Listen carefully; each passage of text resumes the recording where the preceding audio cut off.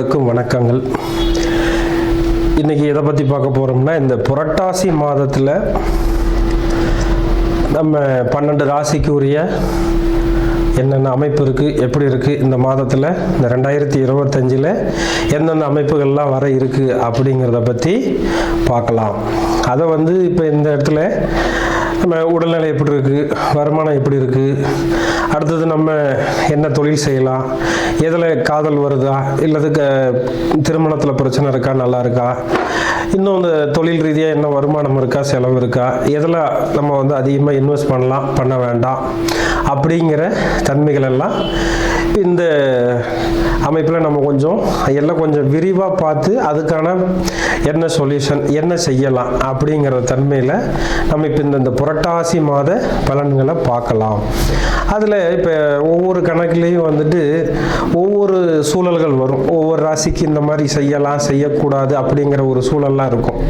அது எல்லாத்தையும் நம்ம பொறுமையாக அழகாக அது என்னென்ன செய்யலாம், என்னென்ன செய்யக்கூடாது. ஏன்னா மக்களுக்கு எதில் எடுத்தாலும் அவசரம் இருக்குது, அதே அளவுக்கு பொறுமை குறைஞ்சிக்கிட்டே இருக்குது.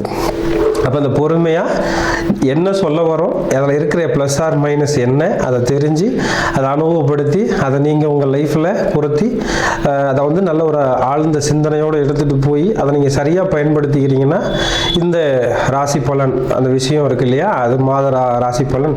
அப்போ இந்த மாதத்தில் நீங்கள் எதை செஞ்சால் சௌரியமாக இருக்கலாம், எதை செஞ்சால் கொஞ்சம் டிஸ்டர்ப் ஆகும் அப்படிங்கிறத பற்றி இப்போ நம்ம பார்க்கலாம். விருச்சிக ராசி அன்பர்களுக்கு இந்த புரட்டாசி மாதத்தில் 2025 எப்படி இருக்குது அப்படின்னு பார்த்தீங்கன்னா, இந்த விருச்சிக ராசிக்கு அந்த ராசி அதிபதி 12ல் இருக்கார். அவர் 6 அதே மாதிரி 10ஆம் அதிபதி 11ல் இருக்குது. தொழிலில் நான் எப்படியாவது முன்னேறணும் அப்படின்னு ஒரு எண்ணம் வருங்க. அந்த தொழில் ரீதியாக வர விஷயத்தில் அந்த எண்ணத்தை முதல்ல குறைச்சிடணுங்க. ஏன்னா இடம் மாறுறோம் அப்படின்னா இடம் மாறி தொழில் செய்யணும், போகணும், வரணும்னு எண்ணம் வருங்க. அதுக்கு வெற்றி கிடைக்குமா, வாய்ப்பு இருக்குது. ஆனால் பேராசை வரக்கூடாதுங்க. 5ல் உங்களுக்கு அந்த விருச்சிக ராசிக்கு 5ல் சனி இருக்கார். 5ல் சனி இருந்ததுன்னா தாழ்வு மனப்பான்மை வரும், அதே அளவுக்கு பேராசையும் வரும். என்ன, இப்போ சனி வக்ரமாயிட்டார், அப்போ அதிகமான எண்ணம் வரும். அந்த கணக்கில் அதிகமாக எண்ணம் வந்துருச்சுன்னா என்ன வருங்க, 11ஆம் இடத்துல சூரியன் இருக்க 10ஆம் அதிபதி. அப்போ நம்ம பெருசாக எண்ணப்படும், ஆனால் கொண்டு போய் ஏதாவது ஒரு தப்பு பண்ணிடுறோம். அப்போ இந்த மாதத்தில் புதுசாக தொழில் ஆரம்பிக்கிறவங்க, அந்த ஆசை வரவங்க கொஞ்சம் குறைச்சிக்கிறது நல்லதுங்க. தொழிலில் இன்வெஸ்ட் அதிகமாக பண்ணுறவங்கள குறைச்சிக்கிட்டா நல்லது. அதை குறைச்சி அது சரியானதாக எடுத்துகிட்டு போயிட்டா போதுங்க. அடுத்தது பொதுவாக 4ஆம் இடத்துல ராகு. உங்களுக்கு இந்த 4ஆம் இடத்துல ராகுவும் 8ஆம் இடத்துல குருவும் இருந்தால் வீடு கட்டுறேன் பெருசாக கட்டுவீங்க, கடன் வாங்குவீங்க, அதுவும் பெருசாக போயிடும். நாளைக்கு சுமக்க முடியாத கடன்காரராக மாறுறதுக்கு ஒரு வாய்ப்பு வரும். அம்மாவுக்கு ஒரு நோயை உருவாக்கி கொடுக்கறதுக்கு ஒரு வாய்ப்பு வரும். ஏன்னா அதுக்கான தன்மைகளை நகர்த்திக்கிட்டே போகிறது. இப்போ அதெல்லாம் கொஞ்சம் கவனமாக இருந்து பயன்படுத்திக்கணுங்க. அடுத்தது 8ஆம் இடத்துக்கு இந்த ஒரு சூழலில் குரு வந்துட்டார், அதுக்கு திரிகோணத்தில் இருக்குது ராகு அப்படின்னா பொதுவாக நீங்கள் இந்த இதிலிருந்து ஒரு குறிப்பிட்ட நாள், அதாவது குறிப்பிட்ட நாள் என்ன, இன்னும் ஒரு 2-2.5 வருஷத்துக்கு ஸ்டேஷனுக்கு, ஜிஹெச்சுக்கு, கோர்ட்டுக்கு நீங்கள் சும்மாவாவது போய் என்ட்ரி பண்ணிட்டு வந்துடுங்க. இல்லைன்னா அங்கே போகக்கூடிய தன்மை வந்துடும். அங்கே போயிட்டு வந்துட்டோம்னு சொன்னாக்கா நமக்கு விதி இருக்கு போகணும்னு, ஆனால் போயிட்டு வந்துட்டால் சமாதானம் பண்ணிக்கும்.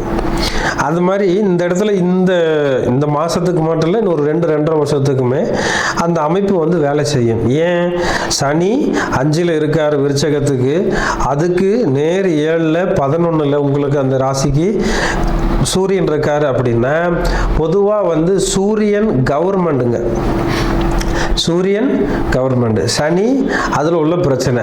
அப்போ இந்த ரெண்டும் சேர்ந்துச்சுன்னா அங்கே அரசியலால் எதிரிகளால் தொல்லை வர்றதுக்கு நிறைய வாய்ப்பு இருக்குது.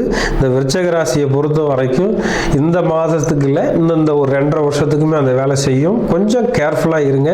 அதுலேயும் இந்த மாதத்தில் ஸ்டார்ட் பண்ணுறதுக்கு வாய்ப்பு வந்துடும்.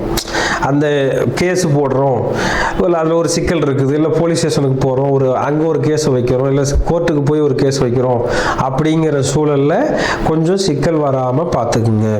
அடுத்த கண்டிஷன், எப்போவுமே 5ஆம் இடத்துல விருச்சக ராசிக்கு 5ல் சனி இருக்கிறாருன்னா குழந்தைங்க சொல் பேச்சு கேட்காது. குழந்தைகளை பிடிச்சி அடிக்கிறது, உதைக்கிறது, மிரட்டுறது, இல்லை அவங்கள கொண்டுட்டு போய் ஹாஸ்டலில் சேர்க்கறது, இந்த மாதிரி சில விஷயங்கள் நடக்கிறதுக்கு வாய்ப்பு இருக்குது.